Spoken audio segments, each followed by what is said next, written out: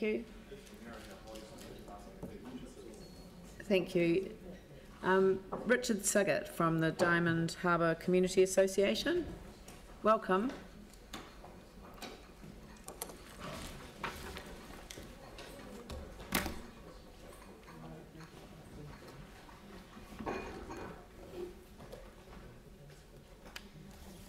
Thank you. Okay, thank you. Kia ora koutou katoa. Thank you for the opportunity to come and present to you. I have a PowerPoint that I banged out this morning to cover the main points of our submission. The submission was based using the online form, so I did make some comments. This Community Association did make some comments about the general matters there. I think the only thing there I'd just like to say that in terms of rate rises, the Association takes the view that there is a substantial underinvestment in infrastructure in the city. So in terms of increasing rates, they do need to keep going up and going up for a while, not just tapering off necessarily after a few years, because there's an enormous backlog of roading and also particularly wastewater treatment that needs to be put in place. Anyway, moving to our submission that deals with points that are very parochial, and we asked, there's about 7 priorities we have in our submission. The first one is in relation to the Diamond Harbour Wharf, which has been discussed by council staff and the community board as well, and the situation is that the wharf has got by over many years without substantial disaster happening, but there have been numerous near misses, and this is the type.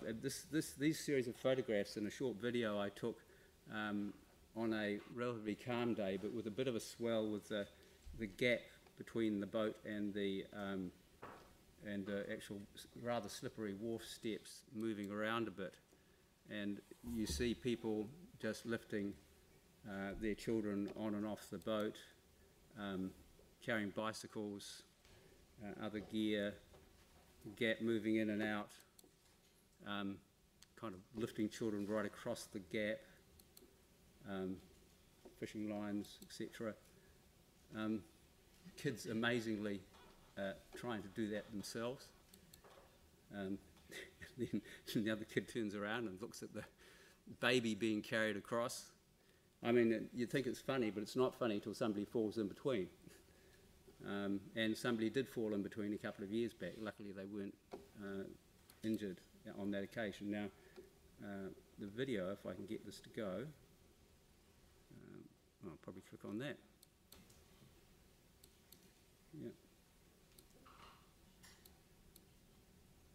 We had it going.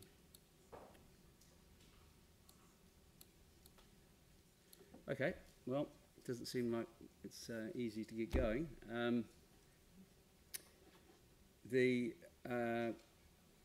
That was just illustrating actually some elderly people struggling to pull the boat back into the wharf and struggling to get on and off the boat as well. So moving on from there to the next. So the key point about the wharf there is we certainly support an upgrade and some kind of pontoon system if possible. It's not going to necessarily be easy technically and engineering wise, but that's certainly our first desired capital improvement because of the health and safety risk that quite clearly is there. People can get on easily in Littleton with a ramp that goes up and down, and you get actually people who are infirm or disabled getting on Littleton thinking they're going to be able to get off at Diamond Harbour with the same degree of ease, and they quite often there's some real trouble carrying them on and off. There was a long planning exercise that the community undertook with council staff, and you've been briefed on that before. We're asking for commencement during this next few years of some implementation of it. The key features of the plan that produced an excellent concept plan is to improve the traffic management around the actual village centre. That's taken on a Saturday when things are pretty quiet, but you still have the same thing with people wandering both sides of the cars and not being able to get on the footpath, and cars backing haphazardly all over the place, and other cars trying to get through down to the wharf and so on. It's not a great setup, and we'd like some traffic calming in there. So there's a variety of recommendations come out of the report, and we'd certainly like the one to do with traffic calming perhaps to be the first one to be exercised.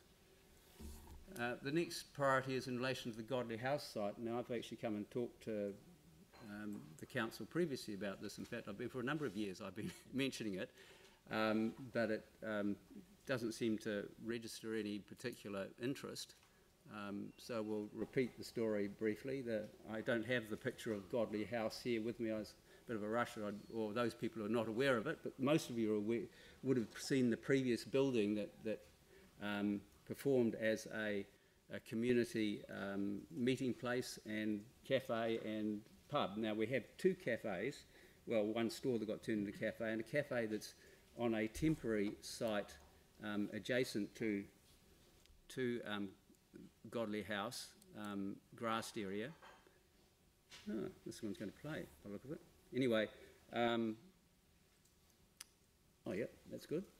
Anyway, so that started off looking across where the Godley House used to be, and then there's this wonderful grassy lawn and so on. And we have, the Community Association organises summer concerts so far for the last 6 years, usually in the grassy area, but we still consider a building to provide some all-weather indoor-outdoor concert venue, a permanent cafe, because the current cafe's in a lease that's been on only temporary, and it consists of a couple of containers locked together, and possibly shift the library from where it is, which is down underneath the hall.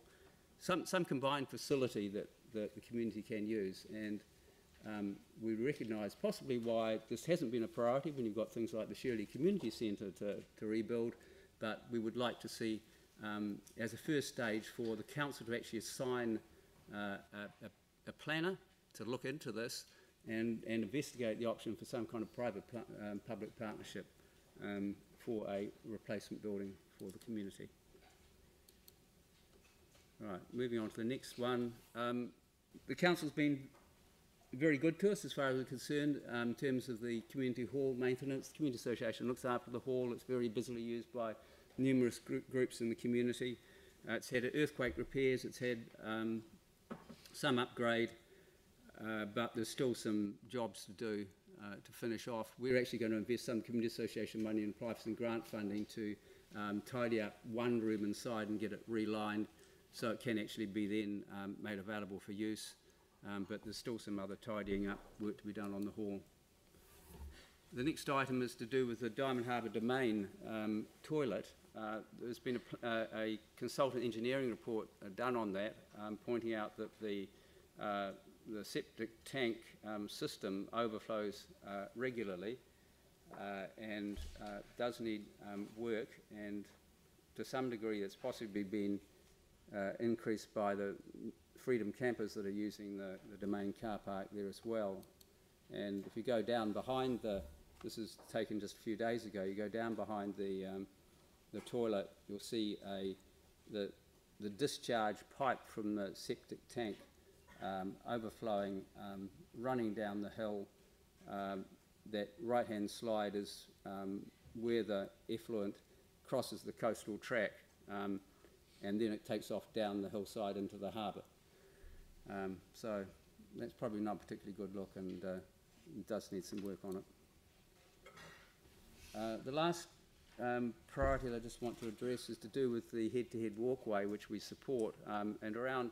There's been excellent work being done by the regional parks people, Nick Singleton in particular, and also the urban park people have been assisting the reserve management recently after a number of years of lobbying, and started work on clearing an area of huge infestation of bone seed on Stoddard Point and fallen trees. But this picture, just taken about 4 days ago, is a very recent example of the ongoing issues we have with maintaining that walkway that's actually never been fixed up since the earthquake and since the Easter cyclones of about 2014. There's still huge amounts of broken track due to trees falling, and this tree fell literally a few days ago, just missing the Diamond Harbour Beach toilet, but taking out probably what was left of the roof of the Diamond Harbour, the beach changing sheds there.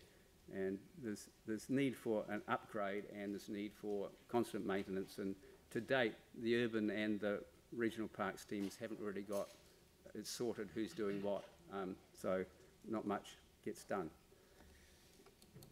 And that's the end of it really, in terms of what I'd like to talk to you, so I'm just open for questions. Well, look, no, we've come to the conclusion of the 10 minutes, I'm sorry, but it was a very comprehensive submission, and we really value the work that that the community associations such as your own are just doing, and obviously you've given us a lot of food for thought, so thank you very much for making the presentation. Great, thank you. Thank you.